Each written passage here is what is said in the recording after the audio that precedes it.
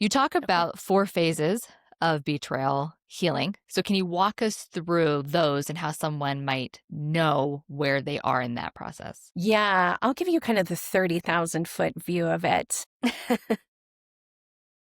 There's a lot of phases, right? There's a lot of Mhm. things, a lot of different ways of looking at healing, which is so helpful. For me, these phases are walking somebody through, like on the ground with them as they're working through the relationship and as they're working through their healing process.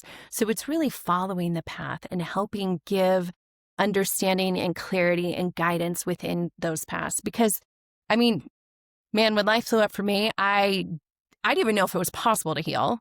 And I didn't know if what I was doing was moving forwards or going backwards. Like, it is so confusing. You have no idea. You have no idea. But having gone through it and then from a therapeutic standpoint, having walked so many people through it, the beauty is we see patterns, right? Yeah. Yeah. The beauty is we can see, like, no, there is a path. There's no one right way. No one has all the right answers, and you have to take what works for you.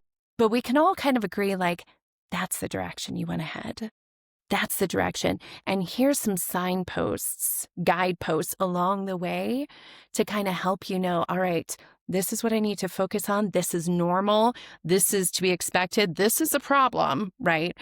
And so I wanted to give that to betrayed partners because, man, I desperately needed it when I was going through it. The thing that was most calming for me was when our therapist would look at me and say, Tammy, you're on the right path.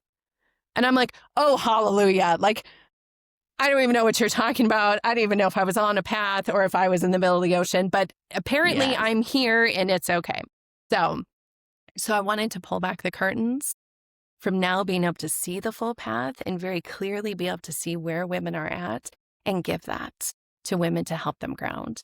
So phase one is what I call reveal, and that's where the truth about what he has happened or what he's done comes out, or you're trying to get the truth, but something happened. And this is where the full disclosure comes in and whatnot. And then when you transition into phase two, that's when you either have the full truth or he's not going to give you the full truth. And that becomes the foundation that you have to stand on and move forward. And then phase two is that messy middle where you're like, I don't know if I'm going to go or if I'm going to stay. I don't know if he's doing the work. Like, what do I do with these overwhelming emotions and pain and heartbreak? And how do I even fathom, like, that what I thought was our past was not, and you're grieving and you're finding your voice and setting boundaries and all of this deep work of like getting your feet underneath you in this rumble phase is phase two. And then phase three kind of organically happens, and when it becomes clear the direction the relationship is Mm. headed. And that's either he's doing good work and you want to stay, and so that's kind of a redemption, for lack of a better term, a redemption path.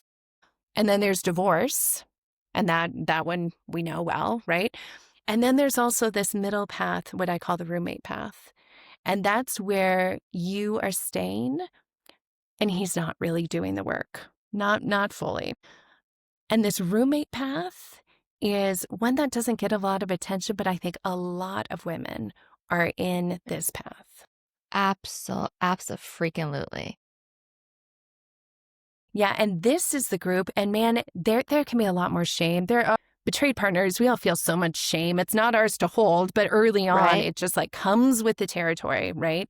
But even Mhm. if you're able to work through that and get on top of that, for those who end up staying when their partner is not doing great work, a lot of times there's more shame that's heaped on them or that they feel of like, I'm staying even though he's not, like Yeah.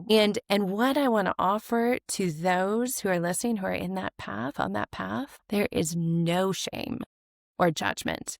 There are Yeah. very good reasons why women choose to stay, even if they're just choosing now or for this season. A lot of times it's financial, where they Mhm. don't have the means to provide for themselves. And that's Yeah. legit. Now, there's Yeah. steps you can take, but totally legit if you're like, I can't. Or a lot of times it's also kids where they don't want Mhm. to put their kids through a divorce, or they're like, I need to get them through high school or whatever the case may be. And there's a lot of other reasons, but I just want to give so much compassion and understanding to those who are staying when it's not when his path is not what you want it to be. But There are legit reasons to stay. There's no shame or judgment in that. And you can still thrive, but it takes a lot of work. And healthy detachment has to be like your bedrock, and you have to lean hard into the Yeah. things that you love and joy. And there's a way to stay and thrive. And it's a lot of work, Yeah, there's but so a much compassion.